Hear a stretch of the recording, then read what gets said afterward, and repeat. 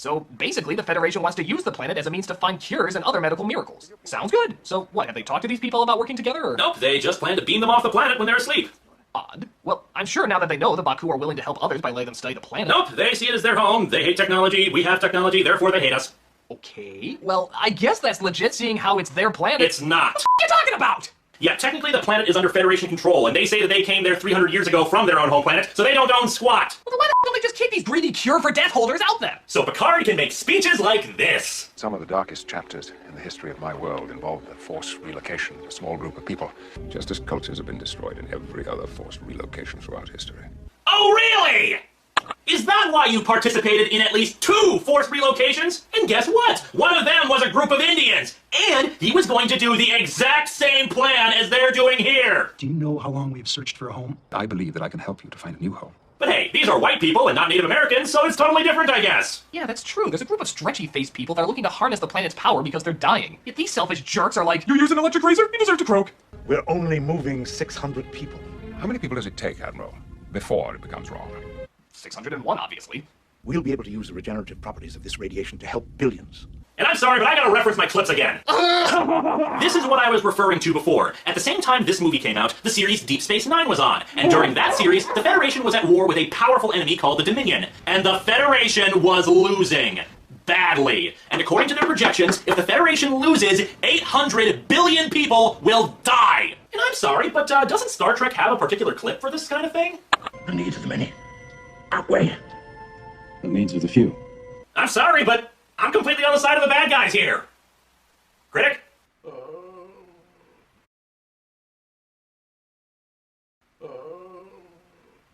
What? I'm done. The movie's over? No.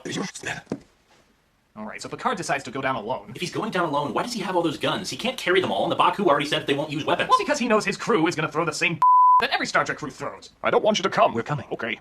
Oh, and don't forget the totally out of nowhere trailer line from Data. Saddle up. Lock and load. So they're leading the people away from the town. Wait, isn't that what the bad guys wanted anyway? Kind of doing them a favor, aren't you? I'm just wondering where the sun is in the solar system. We never saw it in any of the space shots. But then the villains come in to hit them with darts and force them to get beamed out. Why don't you just beam them out regularly? But they get away. I'm guessing they just sort of cut off screen and then they're somewhere else, as Data tries to comfort the boy who just lost his father. Do machines ever play?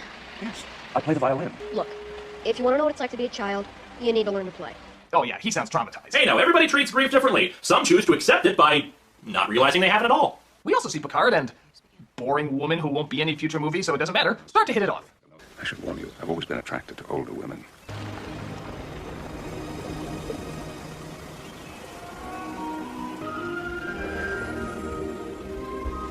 How are you doing this? No more questions.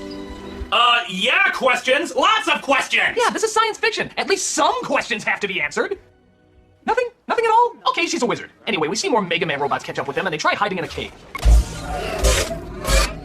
Thanks for saving us with your technology. By the way, we hate technology. While that's going on, the bad guys are attacking the Enterprise while Riker tries to escape them. Do you ever notice a pattern in these movies? Picard leads the ship, and Riker always destroys it. Computer, access manual steering column. Transfer helm controls to manual. A joystick. Riker is piloting the ship with a joystick. This has just become a half-wing commander game, folks. Now, let's be fair. A real video game version of this film would be far worse. Do you think the moving of 600 people to save 800 billion people is ethically sound? You have selected yes. You are, of course, wrong. Game over. But they then get stuck in a cave, and a bunch of rocks fall on top of that boring lady. Picard then says dialogue that even Rick Astley wouldn't put in one of his love songs. Stay with me. Help me find the power to keep you in this moment. Stay with me. Don't let go of this moment. Stay with me! Don't let go of this moment! But then something remarkable happens, I guess. She slows down the moment so that the others can arrive in time. Oh, I thought she was gonna have an emotion. Hey, I said remarkable, not a miracle. She's stabilizing. Oh, thanks for saving me with your medical technology. By the way, I hate technology.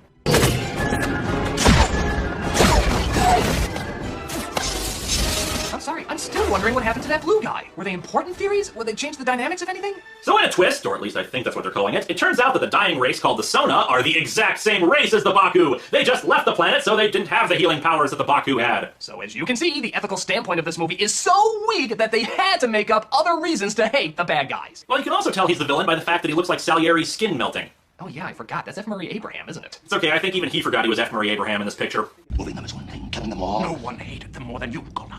So it's a little confusing, but pretty much everyone keeps ship hopping and they fool the Sona by beaming them onto a holodeck, which is programmed to look like the bridge of their ship. They just happened to have that program in there? No more questions, Linkara.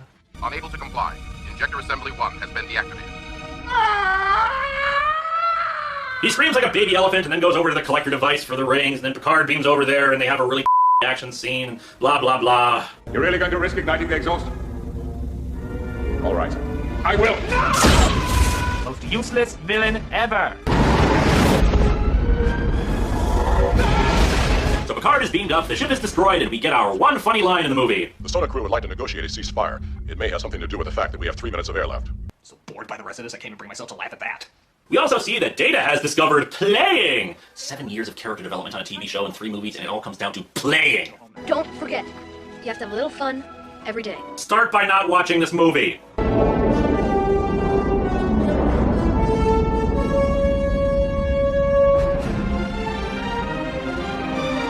Linkara, I'm not gonna lie, I do think that's the worst one. You see?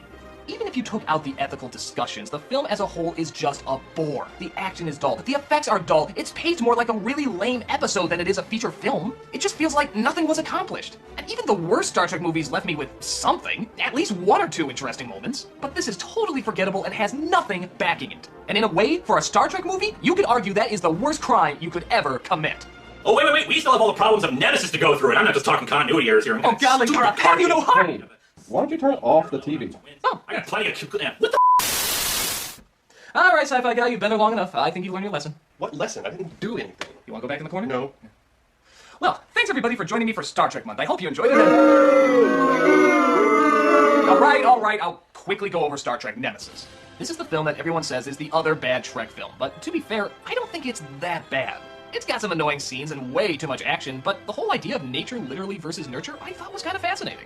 I like the idea that Picard had to battle his younger self, and that in a different environment, maybe he could have been something entirely different. And the relationship between the two, I think in many respects, is actually kind of heartbreaking. To me, that's the glue that held the movie together. Is it good? Technically, on a storytelling level, probably not. But I have to admit, I enjoyed watching it for the most part. But yeah, I'll admit, as an ending for the Next Generation franchise, it probably wasn't all that it could be. I mean, it could have been a lot worse. It could have been Star Trek Insurrection! Well, I think... Go to the corner!